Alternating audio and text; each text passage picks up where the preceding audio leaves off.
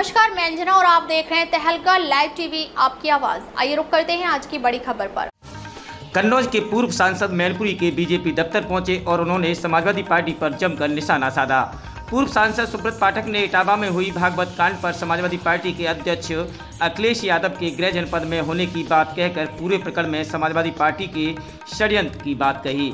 सुब्रत पाठक ने कहा कि आरोपियों को कानून अपने हाथ में नहीं लेना चाहिए था, लेकिन जिस तरह अपराधी कथावाचक का महिमा मंडन अखिलेश यादव ने किया है, इसी तरह के लोगों को संरक्षण देने का काम समाजवादी पार्टी कर रही है।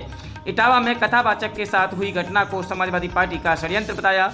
उन्होंने कहा कि कथावाचक मामले में दोषियों पर पुलिस कार्रवाई कर रही है। सपा सरकार में शिक्षा का स्तर बहुत ही गिर गया था। शिक्षक अपनी मनमानी करके नौकरी करते थे। सपा मुखिया अखिलेश यादव अपने पास किसी मुस्लिम को नहीं खड़ा होने देते थे। कथावाचक प्रकरण का सपा राजनीतिकरण कर रही है। महंगाई समय के हिसाब से बढ़ रही है। भाजपा सरकार ने जनता के हित में कई काम किए हैं। पूर्व सांसद सुब्रत पाठक आपातकालीन का 50वां वर्ष मनाने मैनपुरी पहुंचे थे। मैनपुरी से तहलका लाइव टीवी संवाददाता अरुण कुमार शाक्य की रिपोर्ट। सरकार से आपातकाल के दौर में जो कांग्रेस ने एक खूनी खेल जो खेला था, वो लोगों के जहन में हमेशा रहे, तो इसलिए हम लोग आज गोष्ठी के माध्यम से अपने कार्यकर्ताओं को बताया और कार्यकर्ताओं के माध्यम से जनता तक अपनी बात को पहुंचाएंगे। सबसे जो इटावा में जो एक कथावाचक के साथ हुआ है और उसमें राजनीति शुरू हो गई है, उसको लेकर के क्या कहेंगे? देखो, सबसे पहले तो वहां के ऊपर जिस प्रकार से उस परिवार ने कानून हाथ में लिया, ये गलत था। उनको कोई विषय था तो उसको तत्काल सूचना करना चाहिए था। और फिर सबसे बड़ी बात, अगर इटावा में इस प्रकार की कोई घटना हुई है तो ये अखिलेश समाजवादी पार्टी के मुखिया अखिलेश यादव का गृह क्षेत्र है। यह भी मैं इस प्रेस कॉन्फ्रेंस के माध्यम से उत्तर प्रदेश के मुख्यमंत्री से अपील करूंगा कि जरा देखना चाहिए कि समाजवादी पार्टी का कोई षड्यंत्र तो नहीं है। और तीसरा यह, जिस प्रकार से समाजवादी पार्टी ने, वह एक अपराधी जो अपना नाम छुपाकर और जो जहां के ऊपर घटना बताई जाती, बताते हैं कि उसे घर के पड़ोस की लड़की को भी वो भगा के ले गया था।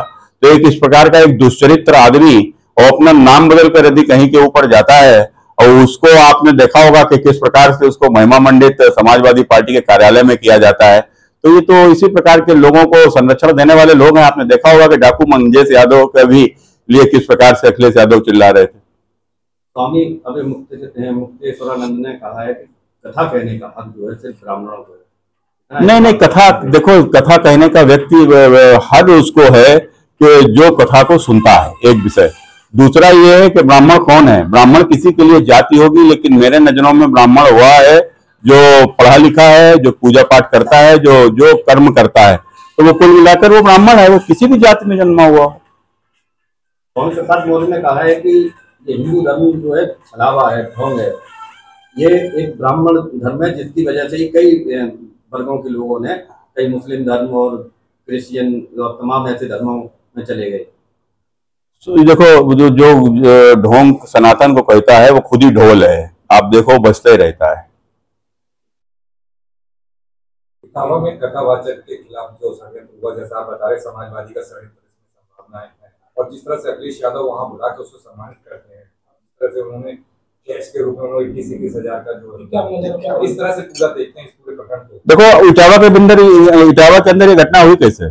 वहां तो सांसद भी समाजवादी पार्टी का है, वहां जिला पंचायत अध्यक्ष समाजवादी पार्टी का है, समाजवादी पार्टी का पूरा कुनबा वहीं जन्मा है, पूरा कुनबा वहीं रहता है।